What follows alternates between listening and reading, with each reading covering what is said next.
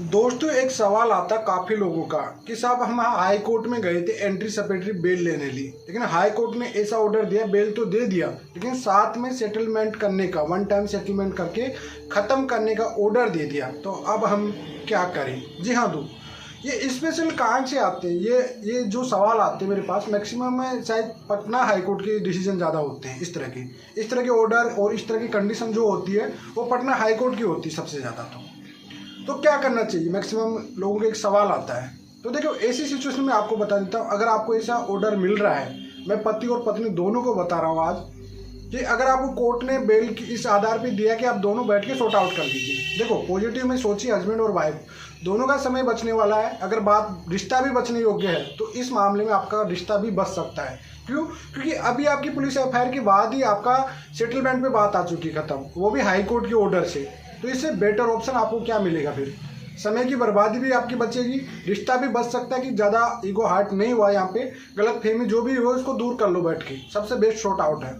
आगे कोर्ट कचहरी में लड़ने की उम्मीद में है और फिर भी अगर आपको ईगो अहंकार है जाके, तो भाई फिर आपको ऐसा ऑप्शन, ऐसा चांस नहीं मिलने वाला है।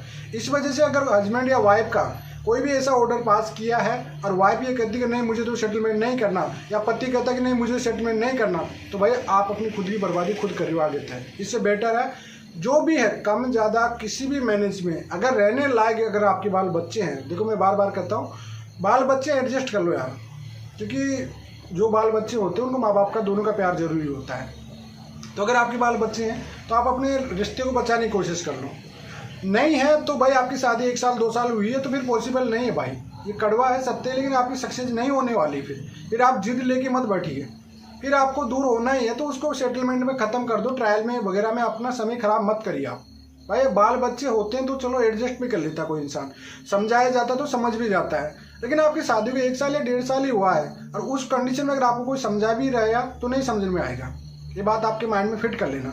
तो अगर आपके ऐसा कोई ऑर्डर आया है, अगर ऐसा हाई कोर्ट ने ऑर्डर दे दिया बेल के साथ में कि जाइए भाई काउंसलिंग में बैठ के 2 महीने में 3 महीने में आप इसको सॉर्ट आउट करिए, तो बेस्ट ऑप्शन है भैया, आपको समझ लेना बेटर ही है कि आप इसमें जल्दी से सॉर्ट आउट कर लो। बच रहा है रिश्ता बचा लो, नहीं बच रहा तो लड़की की तरफ से अगर लड़की ये चाहती है कि साहब देखो पति मना कर दिया फाइनली, तो फिर आप जोर ही मत करिए। ये आपको जबरन, आप कोर्ट कचहरी लड़ भी लोगे ना तो भी आपको जबरन नहीं रखा जाएगा, बाउंडिंग नहीं है रिश्ते में, तो उसको सॉर्ट आउट कर लो किसी भी तरह से लेकर।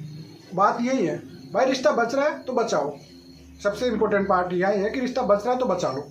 अब इसमें क्या है, देखो आपकी पुलिस एफआईआर के बेस पे आपको ऑर्डर मिल गया, उसमें कोर्ट ये जानता है कि दोनों का ईगो हार्ट नहीं हुआ ज़्यादा भी, चलो स्टार्टिंग बात है तो इन दोनों को सेटलमेंट करा देते हैं। अगर बात बनती तो रिश्ता बच रहा है तो बचा दो इन दोनों का। और बात तो स्टार्टिंग में बात रिश्ते बचने की होती है वहाँ पे, है ना।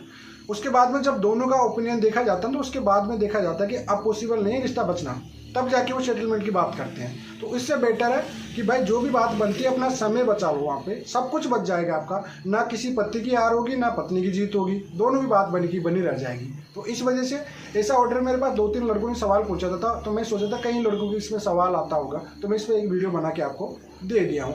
चलिए आज के इतना ही। जय हिंद।